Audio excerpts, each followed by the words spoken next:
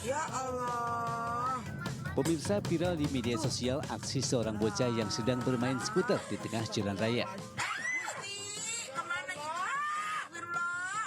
Ya, Masya Allah, diambil apa? Dalam video tersebut, bocah ini dengan santainya bermain skuter di jalan raya yang cukup padat kendaraan. Salah seorang pengendara motor yang melintas mencoba membantu meminggirkan sang anak. Maksudnya sama ibu bapaknya kemana itu? Namun selayaknya anak kecil yang sulit ditebak arah pikirannya, sang bocah justru kembali ke tengah jalan. Astagfirullahaladzim. Beberapa kali nyaris terserempet bahkan tertabrak kendaraan lain yang melintas. Ya Allah, itu lagi orangnya. Sontak hal ini pun membuat pengendara lain histeris. La ilaha illallah. Iya nih ya. Bocah yang hanya mengenakan singlet putih itu tetap santai mengendarai skuternya meski nyaris tertabrak kendaraan lain. Maksudnya sama ibu bapaknya kemana itu? Ya ampun. Sejumlah warganet pun memberikan komentar beragam. Sebagian besar mempertanyakan kemana orang tua di bocah hingga bisa berkeliaran main di tengah jalan. Ya Allah, itu lagi orangnya. Santai banget. La ilaha illallah.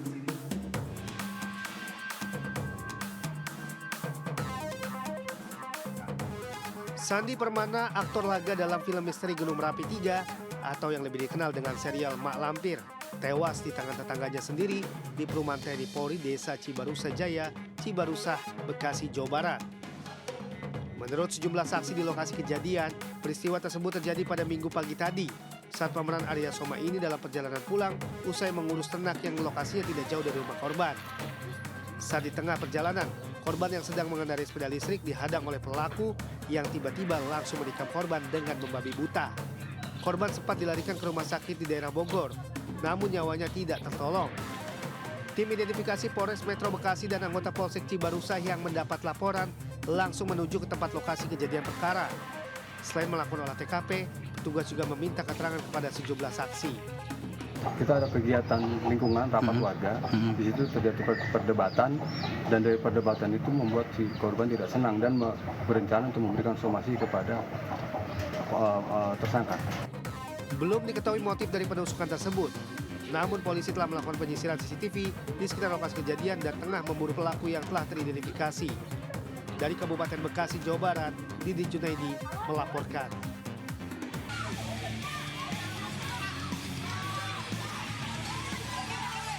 Aksi saling serang ini merupakan bentuk perlawanan warga Jalan Kembang Pacar, Senen, Jakarta Pusat atas ulah sekelompok remaja bermotor diduga gangster yang tiba-tiba melakukan penyerangan. Warga berusaha mempertahankan mulut gang agar kelompok geng motor tak bisa masuk ke area pemukiman. Tak hanya saling lempar batu, botol minuman, dan petasan, kelompok gangster juga membekali diri dengan beragam jenis senjata tajam.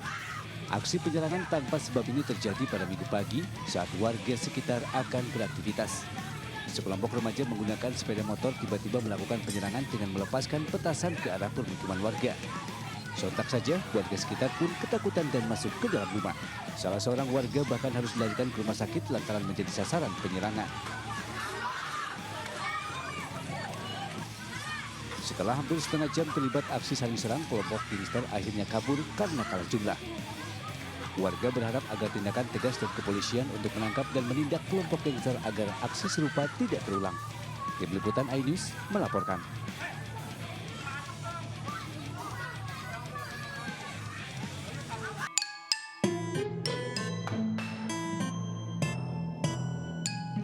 Viral di media sosial, tindikan hidung seorang wanita tersangkut di sebuah kursi.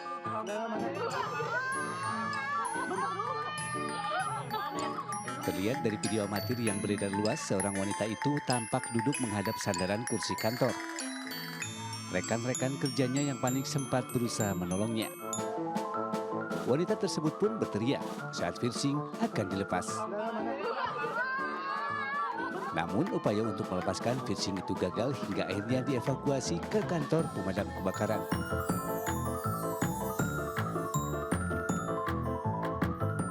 Menariknya, wanita itu digotong oleh rekan-rekannya sekaligus dengan kursi ke pos damkar terdekat. Perlahan-lahan wanita itu dimasukkan ke dalam bagasi mobil bersama dengan kursi tersebut. Setelah sampai di pos damkar, barulah petugas memulai melakukan tindakan untuk melepaskan piercing hidungnya wanita tersebut dari kursi.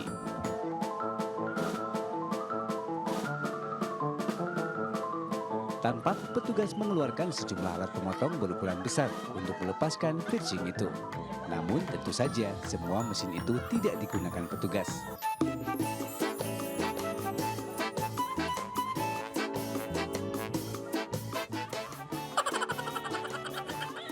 Petugas memilih pakai tang untuk memotong pitching dan akhirnya pitching wanita itu pun terlepas. Ada-ada aja ya pemirsa.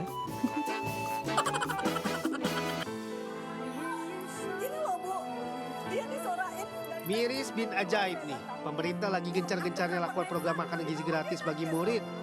Malah ada murid SD yang diduga dihukum oleh oknum guru dengan duduk di lantai saat mengikuti pelajaran. Gimana sih perasaan ibu anak kayak gini tanggung malu, Bu? Saya bilang mama belum punya duit, tak sabar ya.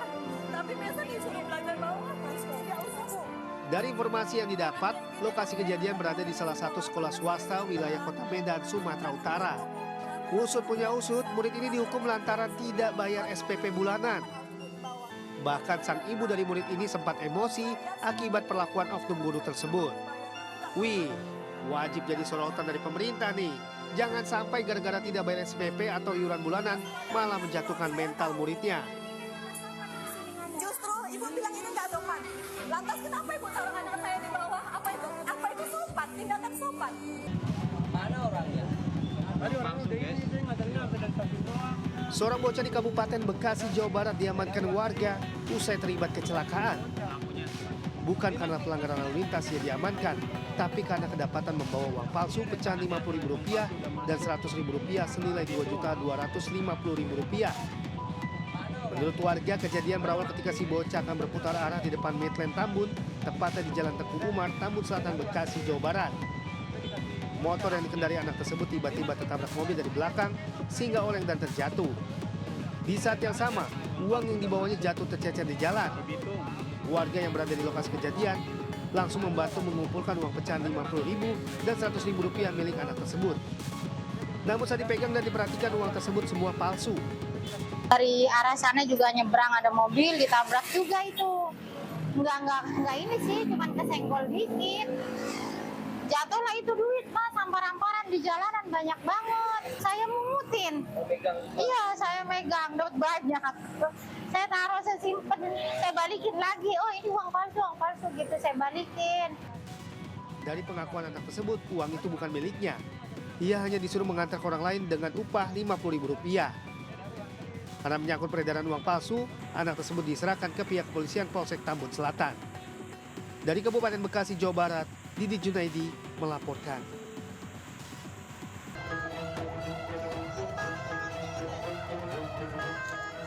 Laki-laki pengemudi mobil ini meninggal dunia dan dievakuasi oleh petugas ambulan usai terlibat kecelakaan adu banteng dengan mobil lainnya di underpass Permata Hijau, Kebayoran Lama, Jakarta Selatan. Selain mengakibatkan korban meninggal, kondisi kedua kendaraan juga ringsek cukup parah. Mobil berwarna hitam mengalami kerusakan pada bagian depan, sedangkan mobil berwarna abu-abu mengalami kerusakan pada bagian depan hingga belakang. Kecelakaan bermula ketika mobil berwarna abu-abu melaju dari arah Fatal Senayan menuju ITC Permata Hijau dengan kecepatan rendah di jalur yang benar.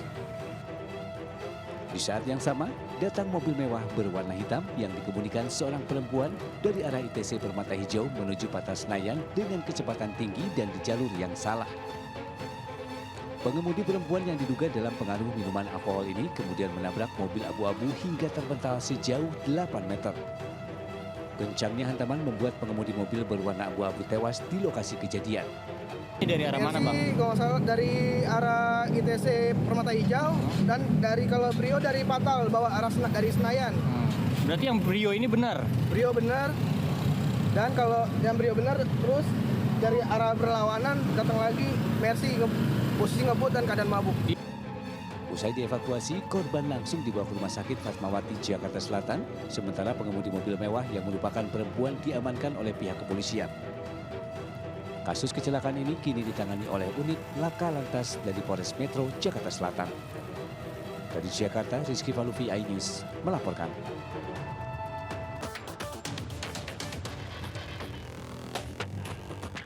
Heboh di media sosial, seorang pedagang bakso keliling tertabrak minibus yang melaju kencang.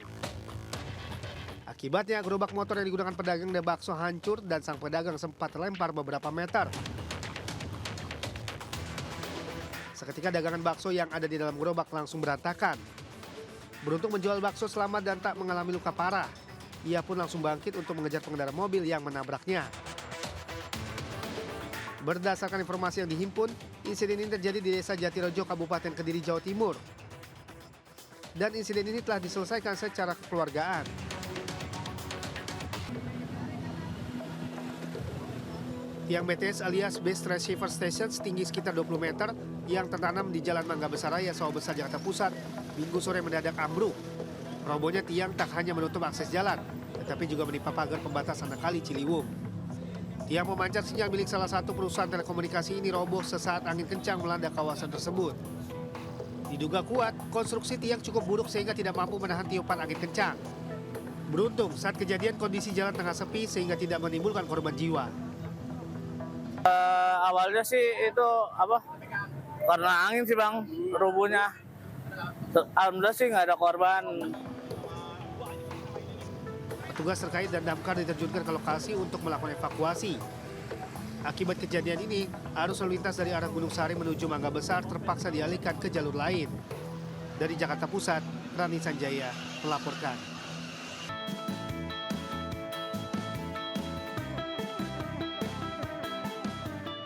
Aduh, siapa yang nggak bisa nolak kalau lihat yang kenyal-kenyal kayak gini ya? Namanya lontong kikil Blenger. Meski letak warungnya ngumpet di wilayah perkampungan, namun keberadaan warung lontong kikil Blenger di kawasan Bigo Candi Sidoarjo ini tetap ramai dipenuhi pembeli. Biasanya begitu warung dibuka sekitar jam 9 pagi, sejumlah pembeli langsung berdatangan untuk sarapan. Sekilas jika dilihat dari bentuknya, lontong kikil Klenger ini hampir sama dengan kuliner lontong kikil pada umumnya. Namun perbedaan baru terasa saat potongan kikil telah masuk ke dalam mulut. Kikil yang diambil dari kulit dan urat kaki sapi ini telah tercampur sempurna dengan bumbu rempah, sehingga selain lezat, juga empuk dan mudah untuk dikunyah. Ada 3 varian makanan lontong kikil yang ditawarkan di warung makan rumahan ini. Di antaranya lontong kikil biasa, lontong kikil Klenger, dan lontong kikil Gragot yang disajikan utuh dengan tulang kaki sapi. Penasaran aja karena banyak orang yang pada datang gitu. Ini 3 kali, 2 kali yang pertama, kedua udah habis kehabisan. Jadi ini yang ketiga untuk alhamdulillah nemu nih. Bikin Klenger beneran sih. Gitu ya, enak ya? Enak, mantap pokoknya. Klenger ini kan hanya porsi yang lebih banyak, yang lain belum ada gitu aja. Kalau kelebihan ya saya merasa tidak punya kelebihan apa-apa Pak. Gitu ya. Kikil Klenger ini. Jadi perbedaan aja sedikit. Sementara harganya sendiri cukup terjangkau, antara 15 hingga 35 ribu rupiah per porsi, yang itu pun langsung didiskon dari penjualnya saat melakukan pembayaran. Tak salah jika dalam sehari warung ini mampu menjual sekitar 400 porsi lontong kikil dengan bahan baku mencapai 100 kg kikil. Anda tertarik untuk mencobanya? Dari Sidoarjo, Jawa Timur, Pramono Putra melaporkan.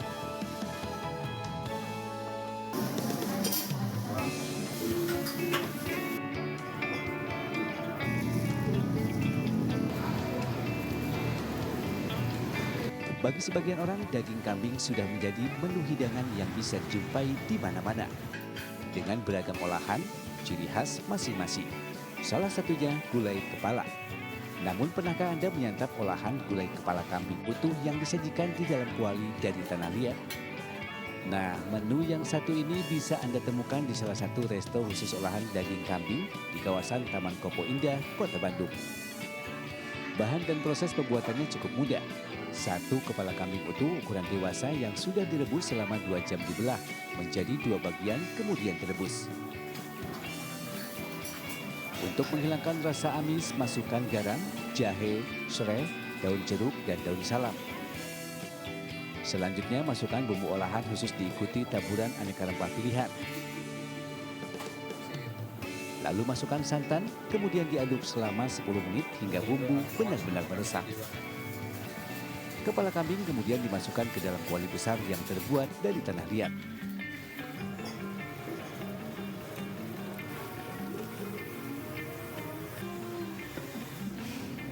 Dan 1 porsi gulai kepala kambing utuh siap disantap. menu kepala domba dengan rangka-rangkanya. Apalagi untuk si rasanya enak banget, rempah-rempahnya sangat kuat, dagingnya empuk banget, juicy banget. Saya pertama kali datang ke sini, saya lihat dari sosial media. Pemilik resto Siswojo menyatakan ide pembuatan gulai kepala kambing utuh ini berawal dari kegemaran dirinya makan menu hidangan kepala. Selain bagian dagingnya yang tebal, menyantap kepala kambing utuh tanpa dipotong-potong menyuguhkan sensasi yang berbeda. Kalau menu sudah dipotong-potong, sensasinya kurang, makan kurang puas. Kalau dia bentuknya setengah kepala atau kepala utuh, makannya puas gitu loh. Untuk bisa menikmati satu porsi gulai kepala kambing utuh, Anda cukup merogoh kocek Rp270.000 saja. Bagi Anda penyuka olahan daging kambing, menu yang satu ini bisa menjadi pilihan keluarga karena satu porsi gulai bisa dinikmati 3-4 orang. Dari Bandung, Jawa Barat, Bill Maulana Fikran, iNews melaporkan.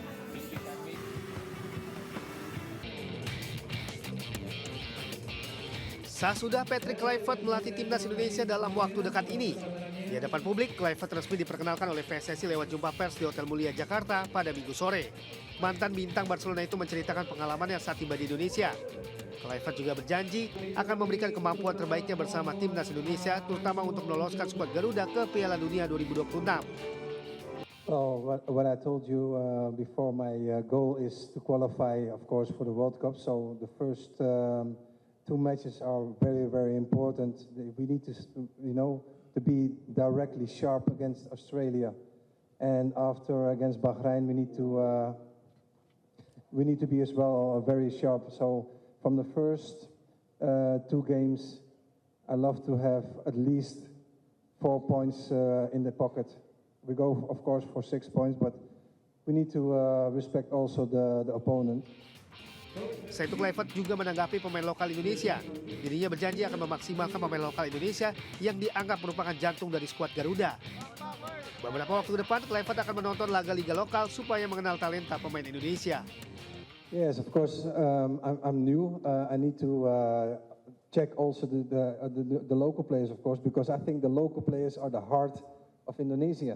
And the other players are, of course, super important, but I think we need to focus very good on the local players and check the quality of the local players, because I think that is hyper important to, implement those players as well, because you want to have also the heart of Indonesia in the team. The quality for me is the most important thing, of course, but yes, in a few weeks I will come back and I'm going to check the local players for sure. Pelatih asal Belanda itu dikontrak 2 tahun dengan opsi perpanjangan kontrak 2 tahun. Rencananya, Kluivert akan berkeliling Indonesia untuk memantau para pemain Indonesia, khususnya para pemain lokal. Tim Liputan melaporkan.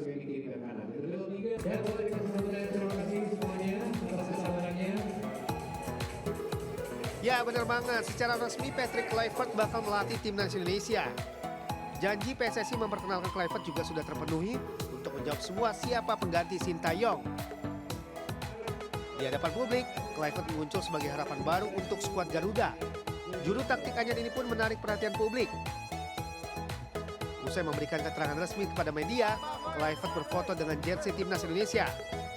Tapi ada yang unik nih. Setelah beberapa kali difoto, Kluivert memakai peci khas Indonesia sambil memegang jersey timnas.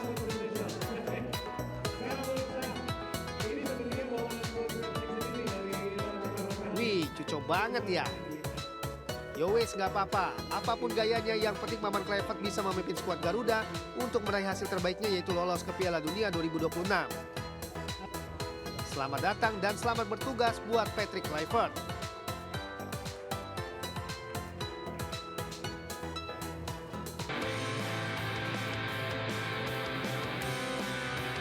Sementara itu, kedatangan pelatih baru mendapat sambutan dari sejumlah pemain inti timnas senior Indonesia. Justin Hapner dan kawan-kawan menyapa selamat datang untuk Patrick Kluivert. Hello coach. Hey coach. Hello coach. Hello coach. Hello coach.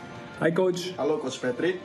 Selamat datang di Indonesia, Coach Patrick Kluivert. Selamat datang di Indonesia. Selamat datang Coach Patrick. Selamat datang Coach Patrick. Welcome to Timnas. インドネシア女子代表監督の望月です。Welcome to our national team. Dan selamat bekerja di Federasi Sepak Bola Indonesia.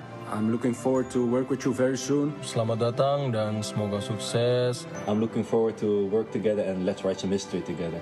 I hope to see you very soon. Looking forward to see you. And I'm looking forward to see you soon. I'm looking forward to write history together. And let's make sure we accomplish our goal. Let's qualify for the World Cup.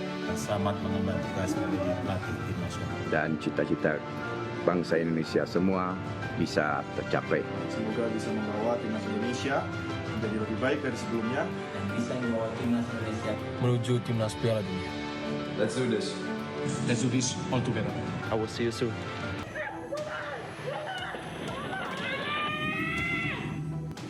Aksi jambret modelan begini emang patut diwaspadai.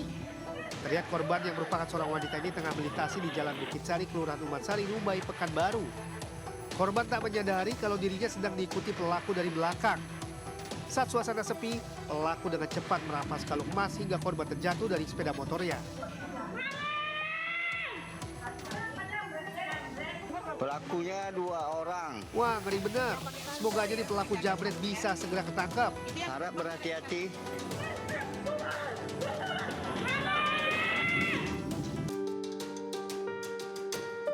Pemirsa, saat ini saya sedang berada di Kecamatan Keronjo, di mana ini merupakan salah satu titik yang dilewati oleh pagar laut misterius sepanjang 30 km lebih. Di belakang saya saat ini bisa dilihat bahwa pagar laut yang terbentuk dari bambu ini berjarak sekitar 2 km dari tempat saya melaporkan kali ini. Selain itu, keberadaan pagar laut ini juga dinilai mengganggu aktivitas dari nelayan ketika melaut. Kita ingin mencoba mencari tahu apakah kegiatan-kegiatan nelayan ketika melaut, apakah ada kerugian yang disebabkan oleh keberadaan pagar laut sepanjang 30 km saat ini.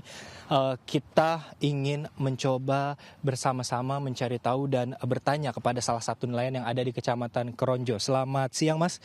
Izin dengan Mas siapa? Agus. Oke, Mas Agus, izin sebagai nelayan nih di Kecamatan Keronjo. Dengan adanya pagar laut sepanjang 30 km ini, apakah ada kerugian yang ditimbulkan untuk nelayan, Mas? Kalau ditimbulkan sama nelayan sih emang sangat merugikan sekali ya, Mas ya. Apalagi kalau sekarang itu kita kayak nelayan-nelayan kecil itu sangat terganggu dengan adanya pagar-pagar ini. Gitu tuh. Oke, Mas, ini kan katanya belum ada yang tahu nih pagar laut ini. Apakah Mas sebelumnya pernah lihat gitu? Apakah pernah tahu pembangunan dari pagar laut ini? Apakah sempat ngelihat prosesnya gitu, Mas? Kebetulan kalau ngelihat proses pembuatannya sih saya sering lihat hampir setiap hari. Cuman kalau untuk pemiliknya sih siapa yang suruh itu, siapa yang punya saya belum tahu. Kurang tahu pasti soal itu. Oke, Mas, kalau untuk biaya gitu adakah tambahan biaya karena adanya keberadaan pagar laut ini, Mas, dari kegiatan melaut? Untuk transportasi dari saya nelayan itu perkiraan bisa meningkat sampai 30%, Mas. Dari misalkan BBM nih, BBM buat jalan ini yang tadinya 5 liter jadi 8 liter. Siap, terima kasih Mas Agus, selamat beraktivitas kembali. Yaitu dia pemirsa harapan dari para nelayan yang berada di perairan Tangerang, karena ada sekitar 3.000 lebih nelayan yang dirugikan dengan adanya keberadaan pagar laut sepanjang 30 km lebih ini. Dari Kabupaten Tangerang, Hamzah Hasibuan, Jaka Samsa, Raga Firdaus, iNews melaporkan. Sekjen PDI Perjuangan Hasto Kristianto buka suara terkait pemanggilan dirinya oleh Komisi Pemberantasan Korupsi KPK sebagai tersangka dalam kasus dugaan suap terkait Harun Masiku. Hasto memastikan akan memenuhi panggilan KPK yang dijadwalkan hari ini. Kepastian itu disampaikan Hasto pada acara Rally Perseri Soekarno-Ran yang digelar di kawasan Gelora Bung Karno Minggu pagi. Hasto juga menyatakan sudah mempelajari apa saja yang menjadi hak dan kewajibannya sebagai tersangka. Oleh karenanya, ia berjanji akan menghormati seluruh proses yang telah berjalan di lembaga anti rasuah tersebut dan akan menjalaninya dengan penuh keyakinan. Dan sesuai dengan komitmen saya akan taat sepenuhnya pada seluruh proses hukum yang berkeadilan. Ya, kami hormati terhadap seluruh proses yang ditujukan kepada saya. Saya punya kewajiban-kewajiban. Bahkan saya juga sudah membaca hak-hak saya dalam status sebagai tersangka. Hak sebagai tersangka apa saja itu sudah saya pelajari dengan sebaik-baik. Jadi saya akan hormati seluruh proses. Dalam acara anniversary Soekarno-Ran tersebut, PDIP secara khusus mengundang KPK. Namun KPK yang dimaksud bukan Komisi Pemberantasan Korupsi, melainkan nama sebuah grup musik. Event Soekarno-Ran ini merupakan rangkaian dari peringatan Hari Ulang Tahun ke-52 PDI Perjuangan. Dari Jakarta, Tim Liputan iNews melaporkan.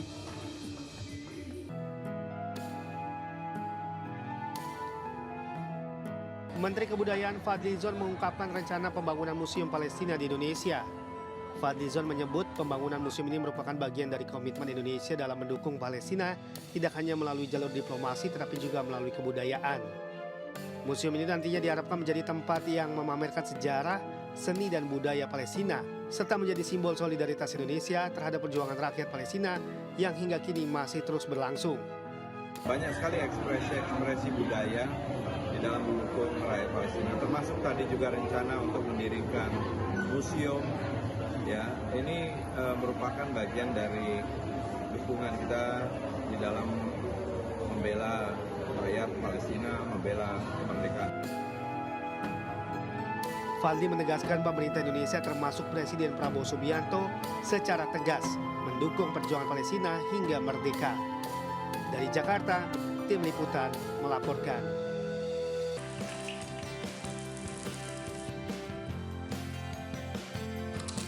Siapa sangka ternyata kulit ikan bisa menjadi makanan enak, lezat dan gurih. Ya, di tangan seorang ibu rumah tangga bernama Devi Susanti inilah kulit ikan menjadi crispy yang banyak disukai masyarakat. Warga desa Jogoroto, Kecamatan Jogoroto, Kabupaten Jombang, Jawa Timur ini mengerjakannya di sela-sela aktivitas mengurus rumah tangga. Devi mengaku sudah menggeluti usaha produksi crispy kulit ikan patin sejak 5 tahun lalu. Awalnya Devi hanya mencoba-coba saja mengolah kulit ikan patin yang dianggap limbah dari hasil budidaya suaminya. Karena banyak pembeli yang hanya mengambil dagingnya saja, Devi kemudian mencoba meracik bumbu untuk membuat kulit ikan tersebut menjadi crispy. Hasilnya ternyata luar biasa. Banyak teman dan tamu yang mencicipi makanan menjadi ketagihan. Setelah mengikuti berbagai pelatihan tentang UMKM, Devi kemudian mencoba menekuni usaha produksi crispy kulit ikan patin. Setiap hari Devi kini memproduksi 5 kg crispy kulit ikan. Crispy kulit ikan buatannya dikemas Devi menjadi 2 ukuran. Pertama dengan harga Rp12.000 dan ukuran yang besar Rp25.000. Pembeli crispy kulit ikan patin buatannya menurut Devi tidak hanya dari daerah Jombang saja, tapi juga dari berbagai daerah lain seperti Mojokerto, Kediri, atau Surabaya. Berkat ketekunannya, Devi mampu meraup omset antara 6 hingga 8 juta rupiah per bulannya. Ini dari kulit patin. Kalau untuk mulai sekitar jam 8 seperti ini ya sampai sebelum asar itu sekitar 20-25 toples. Itu menghabiskan berapa? Kurang lebih 5 kilo kulit patin. Keripik ikan patin. Emangnya udah langganan di sini, Pak? Udah. Kenapa Pak kok tertarik ke keripik? Rasanya enak, terus gurih, dan enaknya itu nggak amis, Mas. Dari Jombang, Jawa Timur, Muhtar Bagus, iNews melaporkan.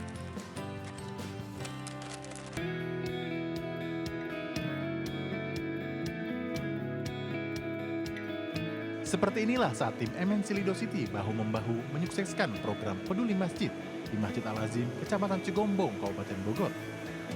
Dalam program kali ini, tim MNC Lido City membersihkan sejumlah titik di sekitar masjid, mulai dari tempat wudhu, toilet, mengepel lantai, debu karpet, hingga keluar halaman masjid.